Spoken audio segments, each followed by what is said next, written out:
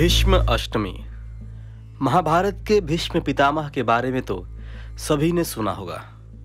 भीष्म पितामह महाभारत के सबसे महत्वपूर्ण पात्रों में से एक थे। भीष्म महाराजा शांतनु और देवनदी गंगा की 8वीं संतान थे। उनका मूल नाम देवव्रत था। भीष्म ने अपने पिता शांतनु का सत्यवती से विवाह करवाने के लिए आजीवन ब्रह्मचर्य का पालन करने की भीषण प्रतिज्ञा की थी। अपने पिता के लिए इस तरह की पितृभक्ति देख उनके पिता ने उन्हें इच्छा मृत्यु का वरदान दे दिया था। इन्हें अपनी प्रतिज्ञा के लिए भी सर्वाधिक जाना जाता है। भीष्म पितामह ने आजीवन हस्तिनापुर के सिंहासन के संरक्षक की भूमिका निभाई। इसी के चलते महाभारत में उन्होंने कौरवों की तरफ से युद्ध में भाग लिया था। वे कौरवों के पहले प्रधान सेनापति थे। उनका जीवन निस्वार्थ सेवा, निष्ठा और परोपकार का एक सत्य उदाहरण है।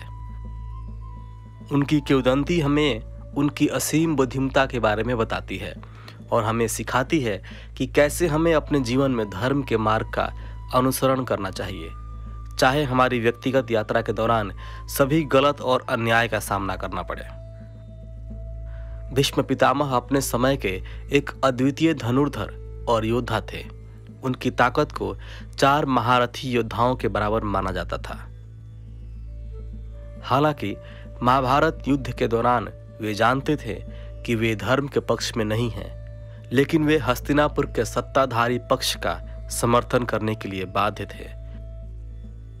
लगभग 5 पीढ़ी बूढ़े होने के बावजूद भी वे कम से कम 10,000 सैनिकों और लगभग 1,000 रथों को मारते हुए उन्होंने अथक संघर्ष किया। युद्ध के शुरुआत में ही उन्होंने किसी भी पांडव को नहीं मारने की कसम खाई थी, क्योंकि वे जानते थे कि पांडव सत्य के मार्ग पर चल रहे हैं। युद्ध के कुछ ही दिन बीते थे कि भीष्म पितामह और अर्जुन में भीषण युद्ध छिड़ गया। अर्जुन एक महान योद्धा थे, परंतु भीष्म पितामह से उनका कोई मुकाबला नहीं था। अर्जुन ने युद्ध क्षेत्र में शिखंडी का सहारा लेते हुए भीष्म पितामह पर आक्रमण कर दिया। शिखंडी के सामने भीष्म पितामह अपने हथियार गिराने के लिए बाध्य हो गए। ऐसे में शिखंडी की आड़ में अर्जुन ने भीष्म पितामह पर मार चला दिए। उन बाणों ने भीष्म पितामह के पूरे शरीर को भेद दिया और भीष्म उन बाणों से बनी शैया पर लेट गए।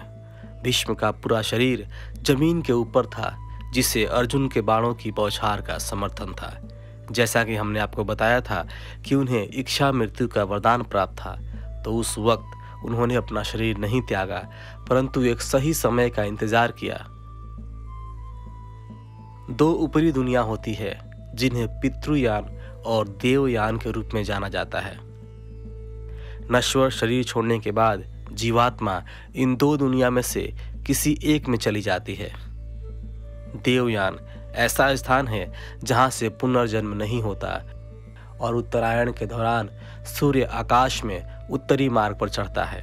इससे देवयान का रास्ता खुल जाता है। इसी वजह से उत्तरायण के पहले ही दिन भीष्म पितामह ने अपनी इच्छा से अपना शरीर त्याग दिया था और उन्हें तुरंत ही मोक्ष की प्राप्ति भी हो गई थी। अब ऐसे महान योद्धा को हमेशा याद रखा जाना चाहिए, इसलिए उनकी पुण्यतिथि को याद रखा जाने लगा और इसी दिन को भीष्म अष्टमी के नाम से जाना जाने लगा। माघ माह की शुक्ल पक्ष की अष्टमी तिथि भीष्म पितामह की पुण्यतिथि के रूप में मनाई जाती है। इस वर्ष भीष्म अष्टमी 19 फरवरी दिन शुक्रवार को पड़ रही है। अष्टमी तिथि 19 फरवरी शुक्रवार को सुबह 10:58 से प्रारंभ होगी और 20 फरवरी शनिवार दोपहर 1:31 पर समाप्त होगी। भीष्म अष्टमी को एक शुभ दिन माना गया है। इस दिन शुभ कार्य किए जा सकते हैं। यह दिन पितृदोष खत्म करने के लिए भी अहम माना जाता है। इस दिन संतानहीन दंपति व्रत भी करते हैं, क्योंकि मान्यता है कि इस दिन व्रत करने से पुत्र की प्राप्ति होती है। आप सभी को भी भीष्म अष्टमी की हार्दिक शुभकामनाएं। अभी के लिए इतना ही। मिलते हैं अगली वीडियो के साथ। धन्यवाद। इसी प्रकार के अपडेट्स लेते रहने के लिए हमारे चैनल हिंदू रिचुअल्स को सब्सक्राइब करना और बेल आइकॉन को क्लिक करना ना भूलें। धन्यवाद।